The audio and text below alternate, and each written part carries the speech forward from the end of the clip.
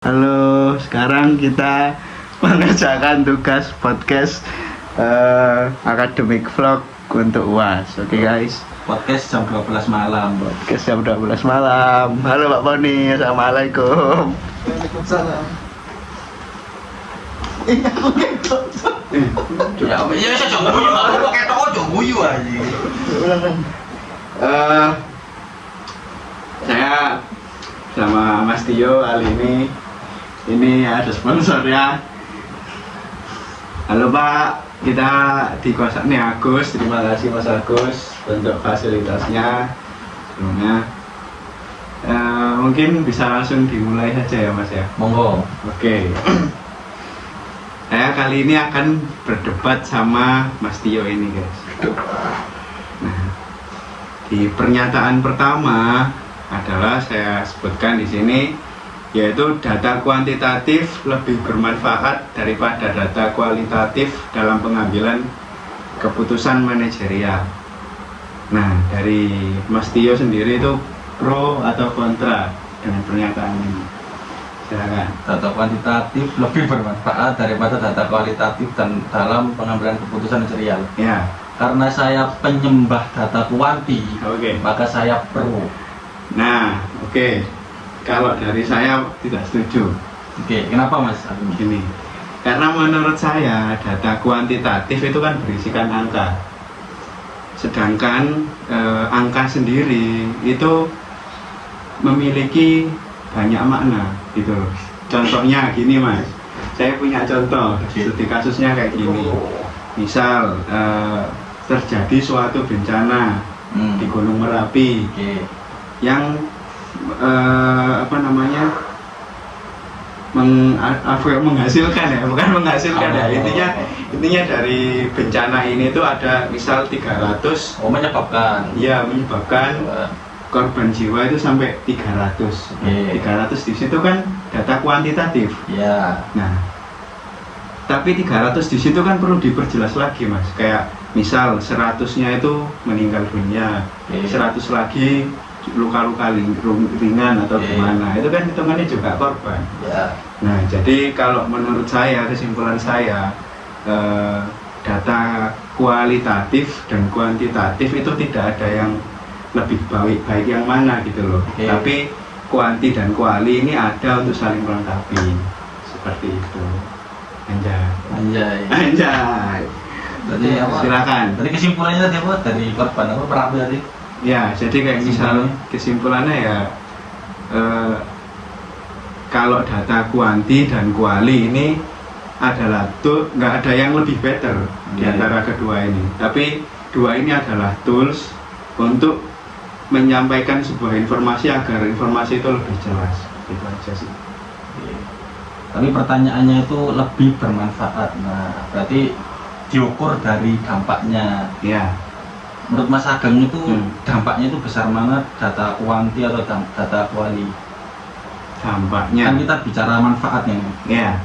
Oh, kalau manfaat sih menurut saya itu tergantung penggunaannya. Oke. Nah, tergantung penggunaannya bisa bermanfaat yang mana kayak gitu sih. Gerah sih dapat sakit. Kalau saya ya, kalau Ya. tanya lebih bermanfaat, Ya. lebih bermanfaat berarti kegunaan. Mm-mm. Kalau kegunaan seperti gini, lebih gampang tahu mana 1 tambah 1 sama dengan 2. Ya. Apa kita tambah satu kita lihat barangnya dulu apakah benar-benar 1 apa enggak? Oh. Lebih praktis. Iya, paham. Itu kalau kalau misalnya 1000 nggak mungkin kita lihat satu-satu kan. Pasti kita pakai angka. Angka ya. Nah, sekarang kan usume katanya itu usumnya itu big data. Data. Jadi Ya. misalnya kita mau lihat perilaku konsumen atau tren penjualan, kita kan nggak mungkin lihat konsumennya satu-satu. Betul. Kita cuma menyimpulkan dari angka penjualan. ya dari grafik. Ya, lebih mudah. Jadi lebih memudahkan sebenarnya. Bukan kualitatif jelek, tapi kualitatif kan lebih mendalam. Betul. Tapi mendalam itu buat apa dulu? Nggak semua butuh mendalam. Ya. Contohnya kalau misalnya Mas Ageng mau pacaran, nggak mungkin dong pakai kuantitatif dong. Menyurvei 100 perempuan mana yang cantik gak mungkin, pasti pakai kualitatif, pendekatan. Setuju. Tapi kalau dari dampak kebermanfaatan, menurut saya kuantitatif. Karena ya lebih mudah untuk Lebih mudah. Cocok sama IQ 78 lah. Siap. Ini kita lanjut ke pernyataan kedua. Oke guys, pernyataan kedua. Terus pernyataan yang kedua tentang validasi data lebih penting dibandingkan kecepatan dalam memperoleh data. Nah, jadi saya setuju di sini. Kenapa Mas Agung kok setuju? Karena menurut saya data yang real, yang maksudnya real itu sesuai dan nyata dan sesuai dengan kebutuhan perusahaan atau organisasi tersebut, itu lebih lebih penting gitu loh memang, dibandingkan kayak dapat informasi itu yang banyak banget gitu, tapi nggak tahu apakah informasi ini tuh cocok sama kebutuhan perusahaan atau organisasi tersebut atau enggak gitu. Karena saya memilih kebalikan dari setuju, maka saya harus memoles nomor 2 ini. Jadi pertanyaannya kan lebih penting mana validasi data atau kecepatan dalam memperoleh data. Dalam kasus tertentu, misalnya dalam mengambil keputusan itu biasanya kita gak selalu dalam posisi longgar, biasanya kepepet. Ya, kritis. Nah, dalam posisi kepepet itu per mili detik itu sangat berguna. Betul. Namanya refleks, jadi gak harus divalidasi dulu ini bener apa enggak. Tapi dalam keadaan tertentu kita itu sering, pada kenyataannya kita itu sering buat keputusan secepat mungkin. Jarang kita membuat keputusan itu sangat lambat, jarang. Bukan berarti gak pernah ya, jarang. Jadi kayak misal saya tanya Mas Agung, 1 tambah 3 berapa? 4. Pasti gak mikir, pasti kayak hafalan. Tapi ketika saya bilang 25 dikali 89, meskipun caranya sama, manusia itu lebih suka memikir dengan cepat pada dasarnya. Tapi ada ranahnya tertentu, jika keputusannya jangka pendek mungkin kecepatan itu sangat perlu. Tapi kalau keputusan jangka panjang, validasi data itu penting. Tapi karena saya memilih tidak setuju, maka saya menganggap semua posisinya itu kepepet. Jadi dalam semua posisi kepepet, kecepatan dalam memperoleh data itu sangat penting. Iya sih, seperti itu. Oke. Lalu kita masuk ke pernyataan ketiga guys, atau pernyataan terakhir ya. Organisasi sebaiknya mengumpulkan semua data yang tersedia meskipun belum mengetahui penggunaannya. Nah, aku penasaran sih jawaban lagi. Di sini saya menyimpulkan tidak setuju. Karena apa? Karena menurut saya ya buat apa gitu loh, balik lagi kayak mengumpulkan data-data sebanyak mungkin gitu, apa semua data, kalau kita tuh nggak tahu gitu loh data tersebut ini buat apa gitu. Contohnya kalau dari kelasnya Pak Poni juga ya, beliau mengatakan itu di Muhammadiyah itu ada yang dapat nomor nomor bagan nomor dia BM. Oh, nomor apa? KTAM, kartu tanda anggota Muhammadiyah. Ya, KTAM itu ada yang datanya itu double atau ganda gitu. Itu pun terus kurang jadi kayak malah menghambat gitu loh. Yang sebenarnya tujuannya pengen ke EKTP, jadi berhubung ada data-data yang double itu tadi malah menghambat. Itu sih. Karena ini nomor 4. Ya, nomor 4. Sebaiknya mengumpulkan semua data yang tersedia meskipun belum mengetahui penggunaannya. Karena saya beragama Islam, saya seorang yang Muslim, saya setuju ini. Kenapa? Allah menciptakan segala sesuatu, tidak ada yang sia-sia teman-teman. Semua itu ada fungsi dan kegunaannya, meskipun belum sekarang. Nah, iya. Filsafat. Contoh lahan sawit. Meskipun sekarang membawa banjir, di masa depan bahan bakar, bro. Oke. Jadi kita kumpulkan sebanyak-banyaknya mungkin. Oke. Tapi apakah worth it gitu mas? Nah, itu tadi.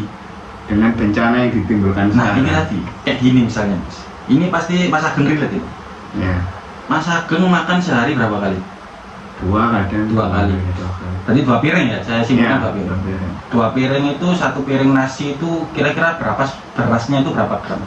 Nggak sampai 1 kilo dong. Nggak sampai. Tapi di rumah berasnya ada berapa kilo? Ya mungkin 5 kilo mungkin. Kenapa beli 5 kilo, Mas? 1 kilo kan cukup. Untuk mengantisipasi. Nah, Oke. itu. Guys, maaf tadi ada gangguan sebentar karena memori saya penuh. Kita lanjut ke segmen terakhir tadi, oke. Gara-gara mbak sawit nih. Nah, ini kemana nih? Gara-gara sawit tuh. Jadi kesimpulannya, kalau dari jawaban Mas Tio sebelumnya, memang di suatu momen atau suatu kejadian kita itu harus selalu mengantisipasi apapun yang terjadi. Seperti itu, guys. Jadi dari tiga pernyataan yang kita ambil di video ini, jujur mungkin kalau dari pilihan saya pribadi itu saya lebih ke memilih karena saya itu cenderung di posisi yang aman gitu loh, kayak apa, saya tuh nggak kepikiran kalau saya ada di posisi yang lagi kritis atau yang benar-benar membutuhkan, seperti itu. Kalau dari saya sih namanya hidup Mas Ageng ya. Oke. Gak ada yang pasti. Yang pasti cuma mati. Jadi kita siap-siaga saja. Jadi ini pandangannya ini sangat Islami. Keren. Mungkin ada lagi, satu lagi atau gimana? Bonus. Bonus ya. Oke, nah ini bonus.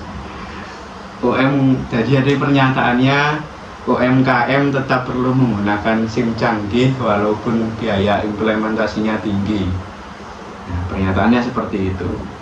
Sedangkan kalau saya sih, saya tidak setuju. Karena menurut saya banyak UMKM yang menggunakan cara konvensional atau cara lama, dan mereka tetap bisa eksis gitu loh. Mereka tetap bisa bersaing dengan yang lainnya.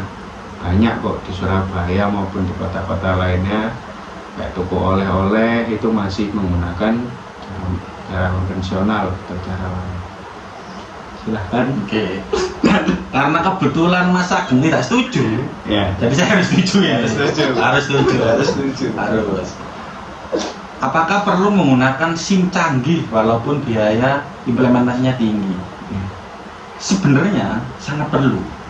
UMKM loh. Tidak hanya setuju, sangat perlu. Ya, perlu ya. Kenapa? Sekarang namanya zaman digitalisasi. Oke. Bisa kita lihatlah perbandingannya. Kadang apa ya?